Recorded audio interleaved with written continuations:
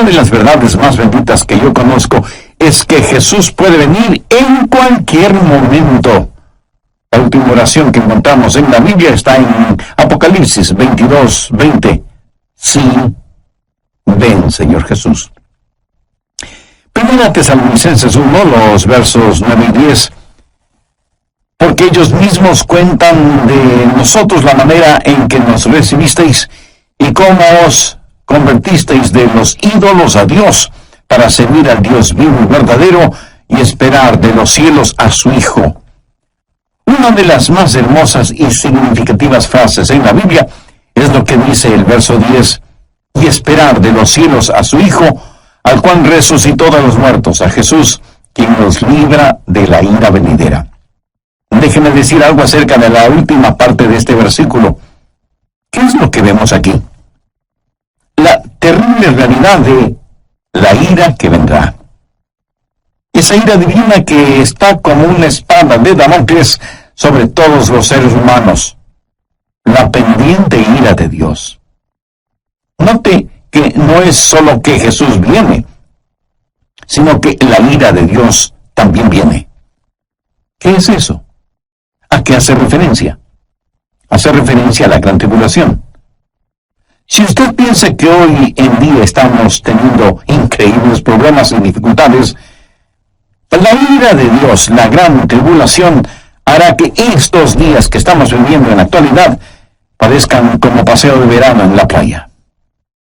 La ira de Dios, la gran tribulación, será un tiempo infernal en la tierra, será un tiempo de indescriptible sufrimiento. El profeta Daniel advirtió sobre este tiempo. Anota al margen Daniel 12:1. Y será tiempo de angustia, cual nunca fue desde que hubo gente hasta entonces. Será un tiempo de sufrimiento sin paralelo en la historia. Y el Señor Jesús también advirtió sobre esto. Busque Mateo 24, desde el verso 21. Porque habrá entonces gran tribulación, cual no ha habido desde el principio del mundo hasta ahora, ni la habrá. No estamos hablando de una tribulación normal, no estamos hablando de los tiempos oscuros y terribles que los creyentes han conocido y vivido a través de los siglos. Estamos hablando de un tiempo sin precedentes. Daniel habla de tiempos problemáticos. Jesús habló de la gran tribulación y Pablo lo identifica como la ira que vendrá. En el capítulo 6 de Apocalipsis se describe la ira que vendrá. Veamos desde el verso 15. Y los reyes de la tierra y los grandes, los ricos, los capitanes, los todopoderosos y todo siervo y libre, se escondieron en las cuevas y entre las peñas de los montes y decían a los montes y a las peñas: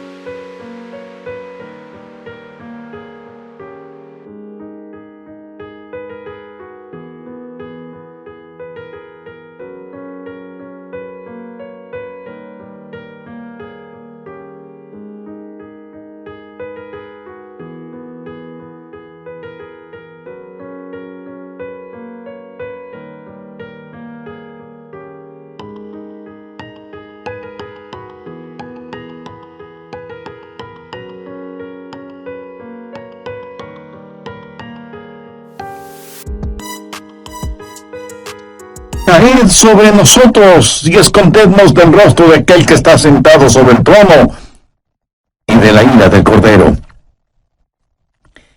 Generalmente hablamos de la gentileza del amor del Cordero, o sea, de Jesús. Pero escúcheme con atención. El amor de Dios es la mitad de la verdad, pero no toda la verdad. Y cuando usted toma solo la mitad de una verdad y la presenta como si fuera toda la verdad, entonces la mitad que no presenta resulta que viene siendo una mentira. Pero, mi amigo, de acuerdo a la Biblia, la otra mitad del amor de Dios es la ira de Dios, la justicia de Dios. El gran día de la ira de Dios se acerca. ¿Y quién será capaz de enfrentarlo? Daniel, Jesús, Pablo y Juan hablan sobre ese evento. Ese día sin paralelo ni precedente en la historia humana va a llegar, y Pablo lo identifica como la ira que vendrá. Con todo lo que sucede a nuestro alrededor en nuestros días, bien se podría decir que las llamas del juicio de Dios están ya apareciendo en el horizonte. Apocalipsis 6, desde el verso 1. Vi cuando el Cordero abrió uno de los sellos, y oí a uno de los 4 seres vivientes decir, como con voz de trueno, ven y mira. Cuando usted escucha truenos, ¿qué es lo que espera? Pues una tempestad, ¿verdad? A Juan se le dijo que mirara. ¿Y qué es lo que él vio? Veamos en el verso 2. Y miré, y he aquí un caballo blanco. Vamos a ver 4 jinetes en sus caballos, cabalgando durante la gran tribulación. Algunos llaman a estos los 4 jinetes del Apocalipsis. Y todo esto no es más que una descripción de la frase que Pablo usó cuando dijo, la ira venidera. El primer caballo es el blanco, de dominio. Juan dice, y miré, y he aquí un caballo blanco, y el que lo montaba tenía un arco, y le fue dada una corona, y salió venciendo, y para vencer. ¿Quién es este que monta en un caballo blanco? Mi amigo no es otro que el anticristo. Es la simbología bíblica. Un caballo blanco significa dominio, conquista, triunfo, y durante ese tiempo, el Mesías del diablo, el anticristo, regirá en el mundo. Tiene un arco en su mano, lo cual es símbolo de poder. Tiene una corona en su cabeza, lo cual también significa dominio. Y si usted me pregunta, ¿el mundo en realidad será gobernado por el anticristo? Absolutamente cierto. Jesucristo fue muy claro al respecto. Busque Juan 5:43. Yo he venido en nombre de mi Padre, y no me recibís. Si otro viniere en su propio nombre, a ese recibiréis. Jesús dijo que no le recibimos a él, que es el verdadero Cristo, pero sí recibiremos al anticristo, que vendrá montado en un caballo blanco. De paso, quiero compartir con usted lo que leí en un periódico y que tiene que ver con un nuevo símbolo propuesto para las Naciones Unidas. ¿Sabe cuál es ese nuevo símbolo? Un caballo blanco. El artículo dice que el caballo blanco es símbolo de paz, y cito textualmente parte de lo que dice el periódico. La paloma, como símbolo de paz y fraternidad entre las naciones, enfrenta a un competidor, un caballo blanco. El diseño del caballo blanco fue donado con el propósito de unir pacíficamente los 5 continentes, simbolizado a través de la fortaleza del caballo que asegura libertad y unidad. En la cabeza del caballo habrá 5 cintas de diferentes colores que representan los 5 continentes: Europa, Asia, África, América y Australia. Así que se está impulsando un nuevo símbolo de paz, un caballo blanco, para que unifique al mundo. Y Daniel, haciendo referencia al anticristo, dice que por medio de la paz destruirá a muchos.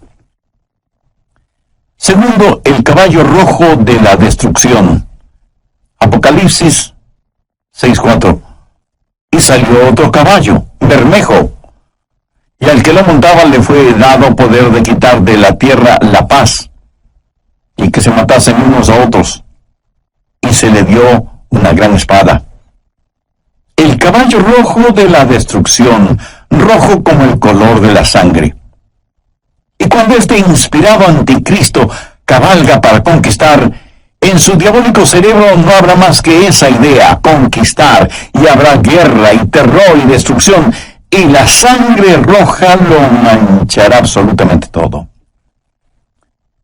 ¿Alguna vez usted ha pensado en nuestro mundo presente, armado hasta los dientes, con toda clase de armas de destrucción?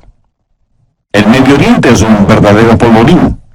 Y en realidad nadie sabe qué naciones tienen armas biológicas o capacidad nuclear o termonuclear. Un gran general norteamericano dijo: sabemos mucho más acerca de la guerra que de la paz. Sabemos más acerca de quitar la vida que acerca de vivir en este siglo que se pregona es el siglo del progreso. El conocimiento científico ha sobrepasado los límites de control. Tenemos muchos hombres de ciencia, pero en verdad muy pocos hombres de Dios.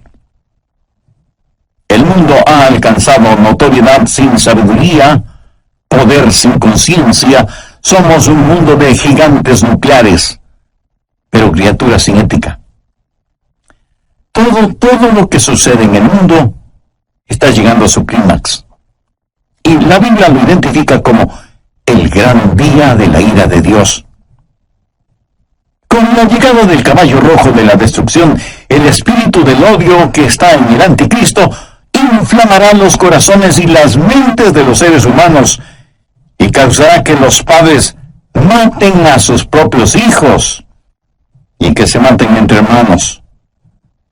Será un tiempo de indescriptible sufrimiento cuando la espada estará chorreando la sangre de todos aquellos que no han querido recibir la marca de la bestia. Y los cadáveres estarán abandonados en las calles, llenando con olores putrefactos el aire, en donde se mezclarán las lágrimas y el llanto de los vivos con el pedido de auxilio de los moribundos.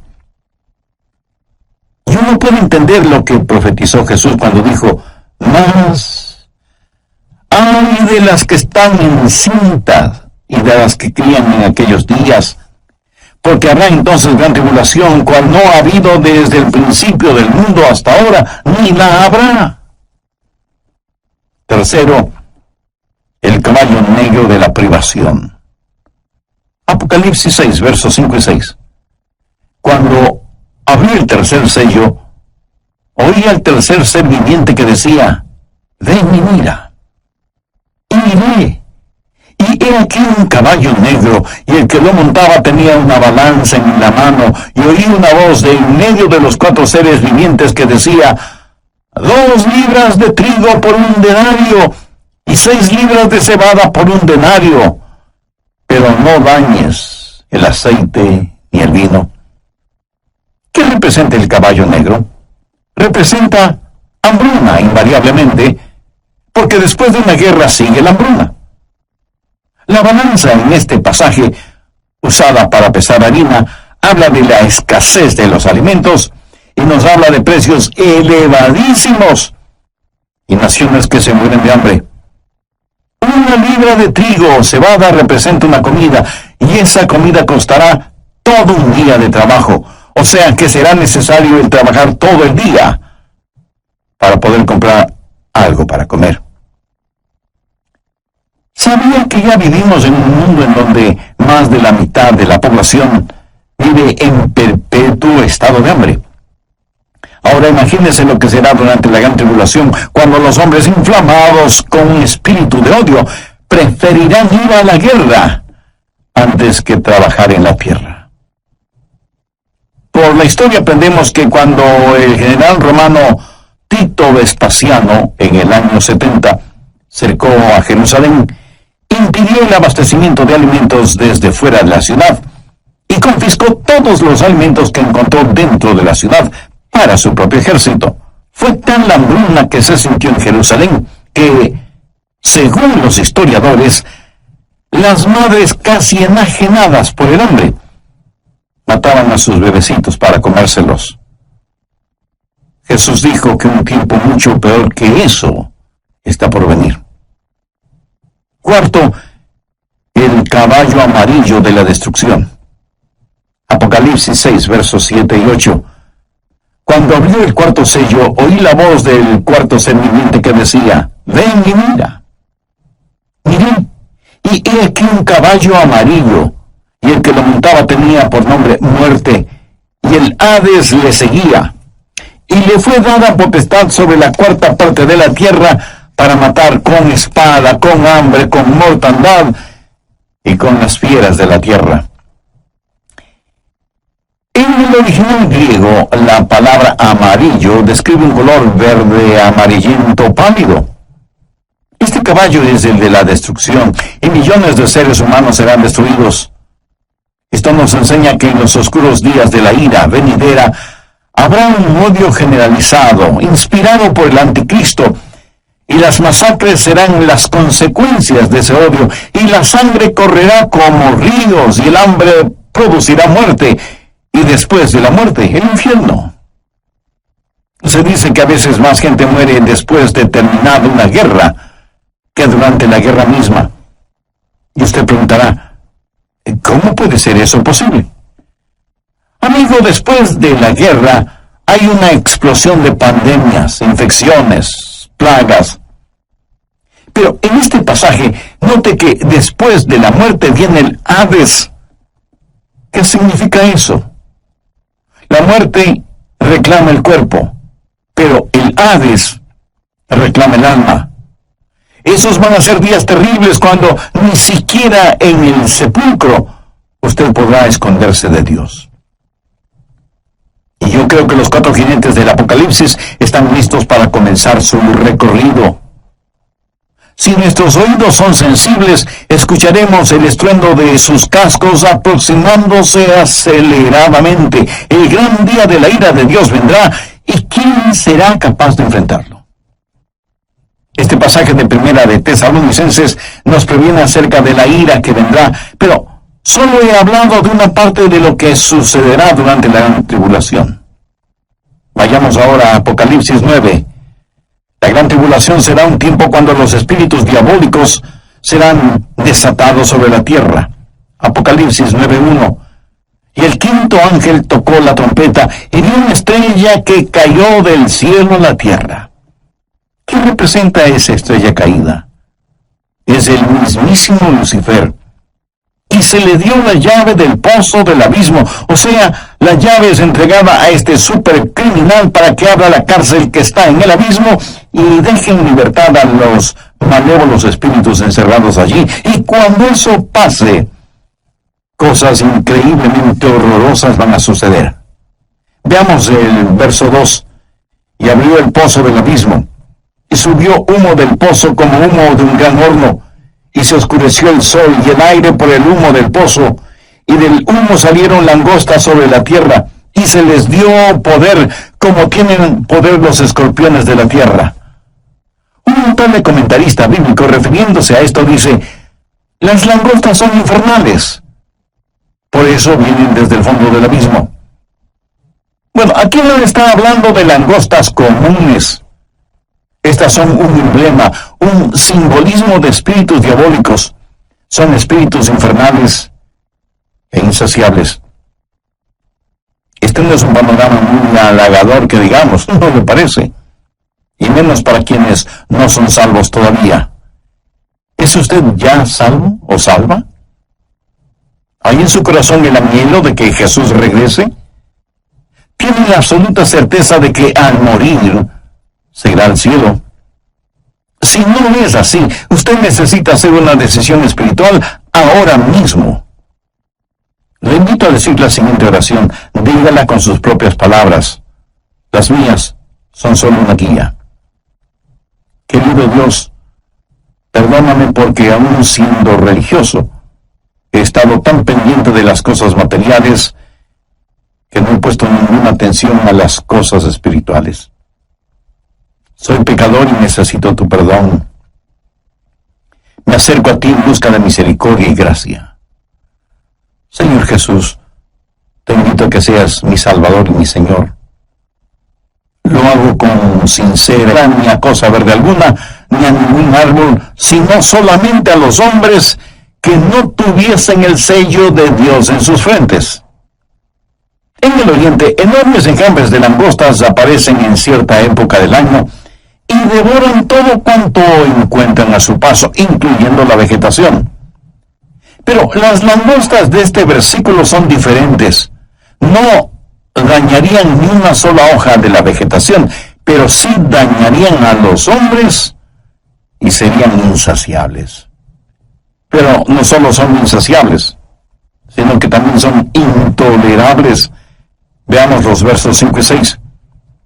Y les fue dado no que los matasen, sino que los atormentasen 5 meses, y su tormento era como un tormento de escorpión cuando llegue al hombre.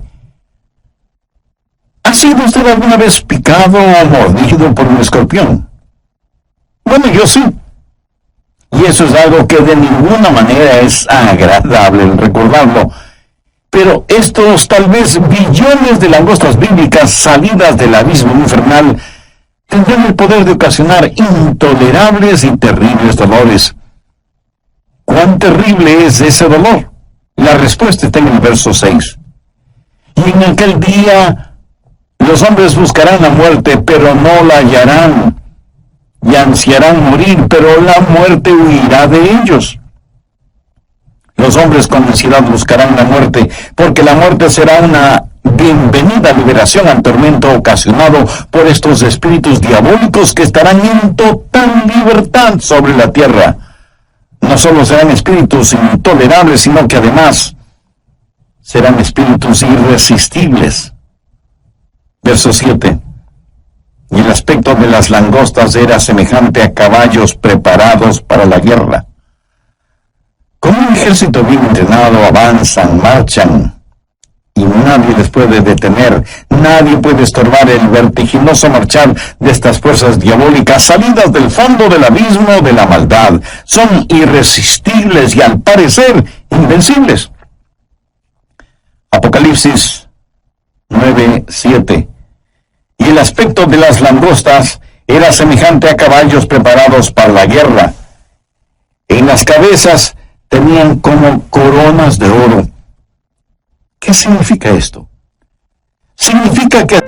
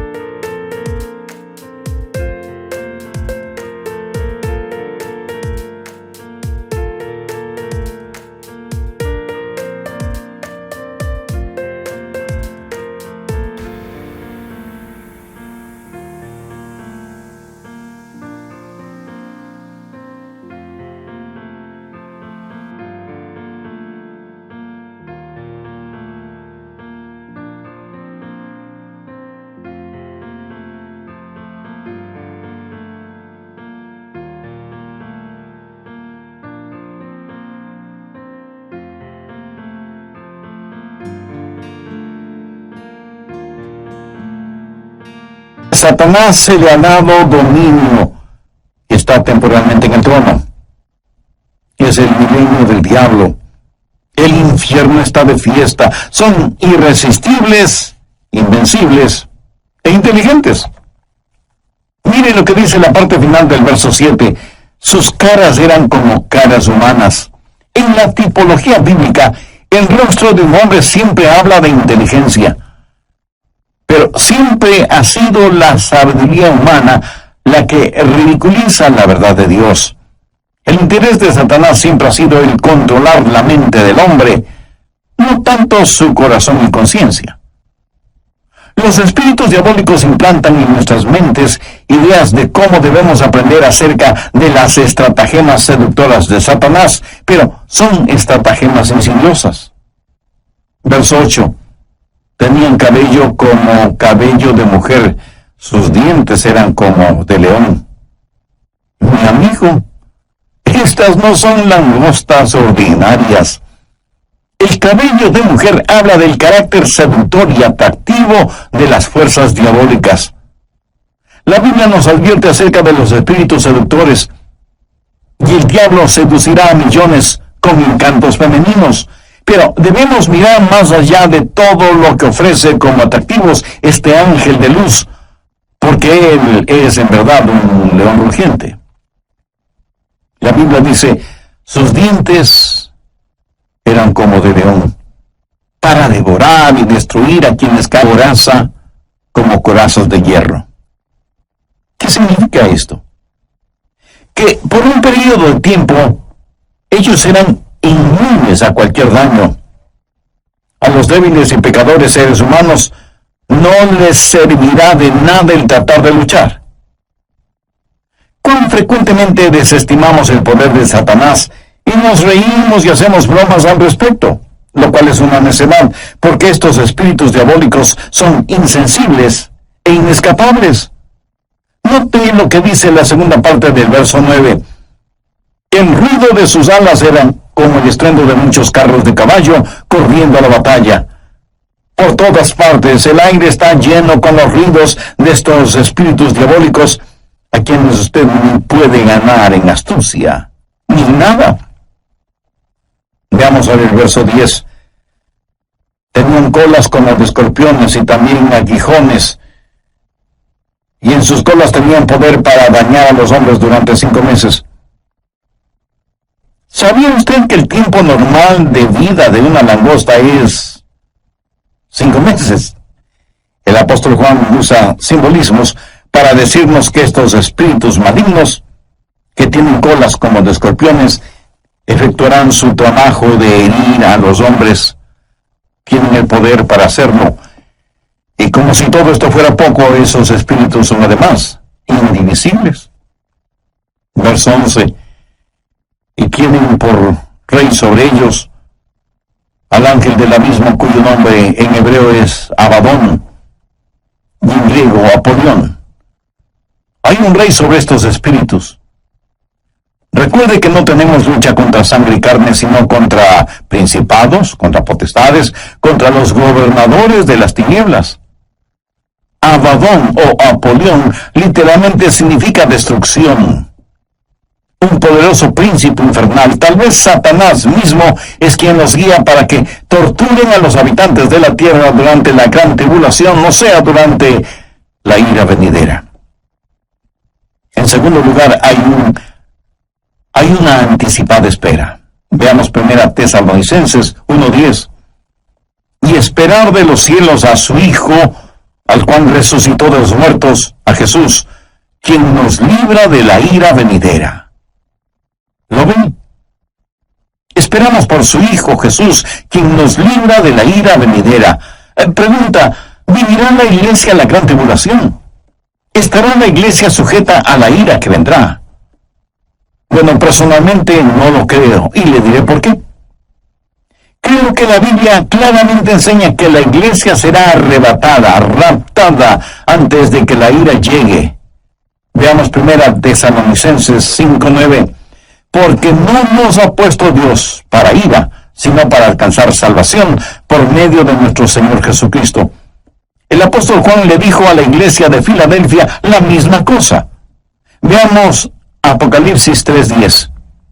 Por cuanto has guardado la palabra de mi paciencia, yo también te guardaré de la hora de la prueba que ha de venir sobre el mundo entero. Y usted podría preguntarme, pastor, eso es lo que Juan le dijo a la iglesia de Filadelfia, pero no a nuestras iglesias. Vayamos rápidamente a Apocalipsis 3:13. ¿Qué dice? El que tiene oído, oiga lo que el Espíritu dice a las iglesias. Lo que se le dijo a la iglesia de Filadelfia también es para nosotros. Si guardamos las palabras de su paciencia, Él nos librará de esa hora de tribulación. Dios no derrama su ira sobre sus hijos, Él disciplina a sus hijos. Antes de que un reino declare guerra a otro reino, ¿qué es lo que hace? Llama a sus propios ciudadanos a que salgan de ese reino antes de declarar la guerra. Antes de que Dios hiciera llover fuego y azufre sobre Sodoma, el ángel le dijo a Lot, no puedo hacerlo hasta que tú salgas de aquí. Lot y su familia fueron sacados de la ciudad antes de que la ira de Dios se hiciera una realidad. Dios los salvó sacándoles de la ciudad. Antes de que Dios enviara el diluvio en tiempos de Noé, ¿qué es lo que hizo?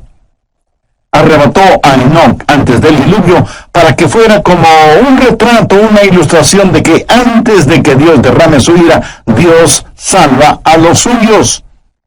Dios puso a Noé en el arca como una ilustración de lo que la nación judía experimentaría. y saldría del fuego de la tribulación. Si la iglesia va a pasar la gran tribulación, hay ciertas cosas que deben suceder. Y no estaremos esperando el regreso de Jesús en cualquier momento.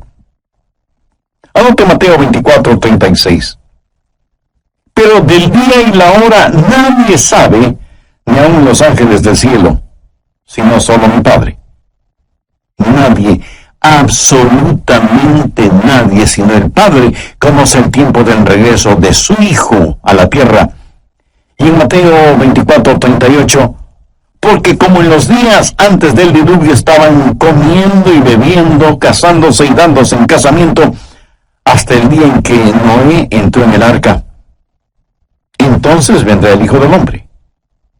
Ahora escúcheme, comer, beber, casarse o dándose en casamiento no es precisamente la gran tribulación.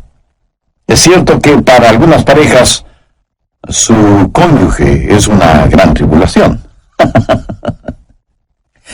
¿Qué es lo que dice Mateo 24:42?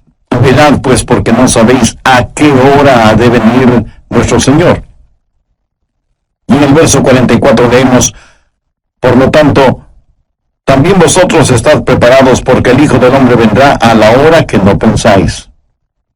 Si la iglesia va a pasar por la gran tribulación, puedo simplemente comenzar a marcar los días. La tribulación durará 7 años. La divido en 2 periodos de 3 años y medio y puedo comenzar a contar. Pero la Biblia dice que debemos esperar por Jesús, debemos esperar su regreso de los cielos. No debemos estar esperando la tribulación. Marcos 13, versos 32 y 33 dicen, pero de aquel día y de la hora nadie sabe, ni aun los ángeles que están en el cielo, ni el Hijo, sino el Padre.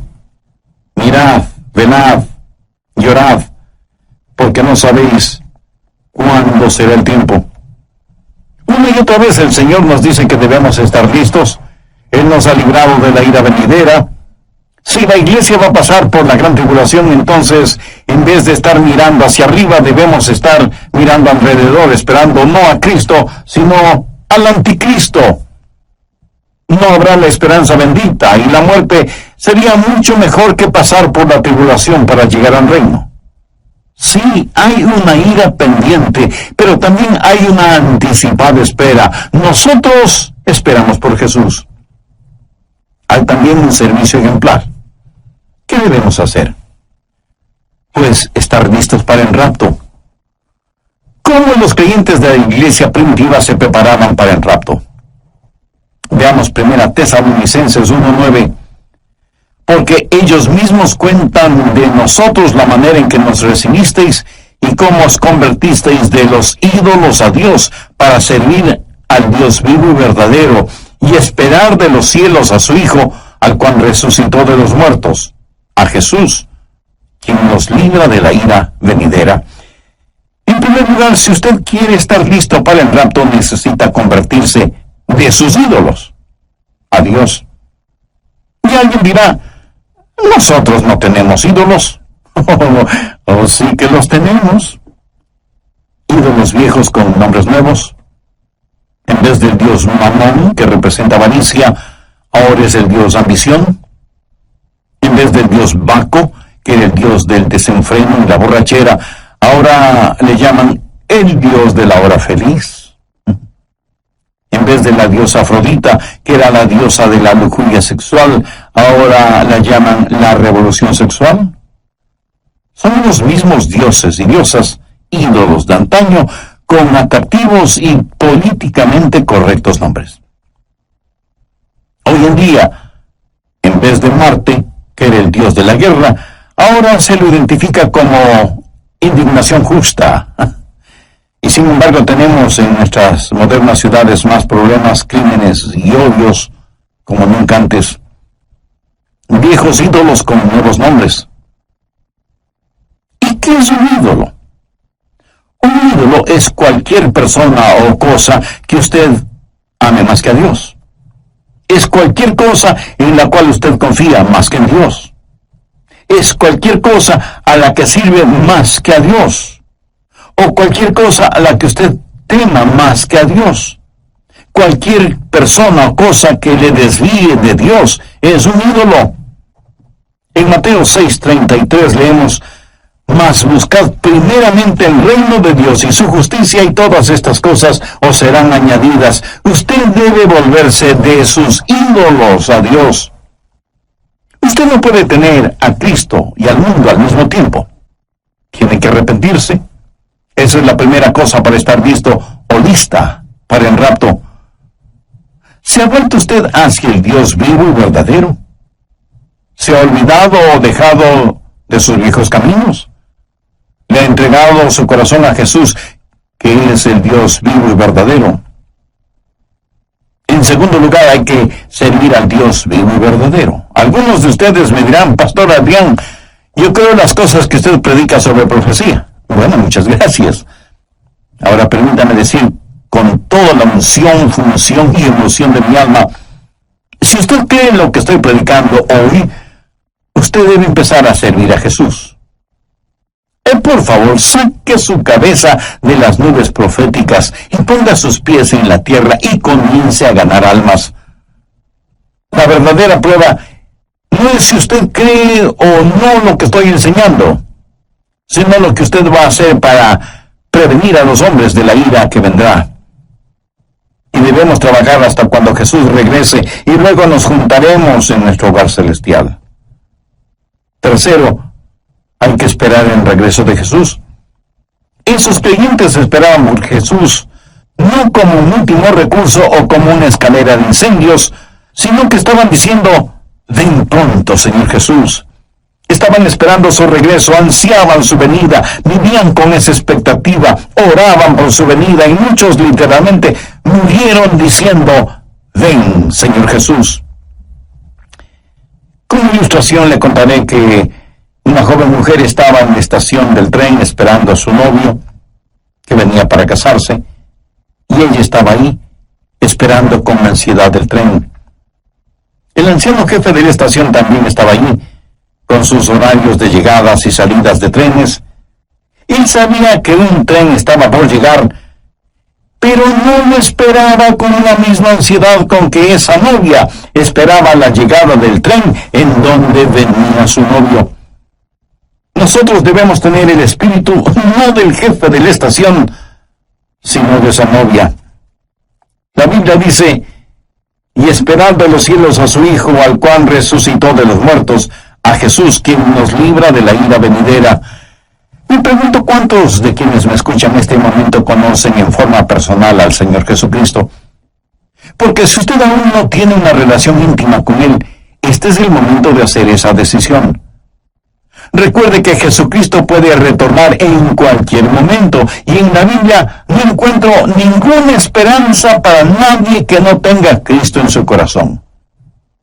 Si usted rechaza ser salvo antes de la venida de Jesús, terminará creyendo las mentiras de Satanás, y tendrá que vivir los horrores de la tribulación, y después de eso, el infierno, o sea, separado eternamente de Dios.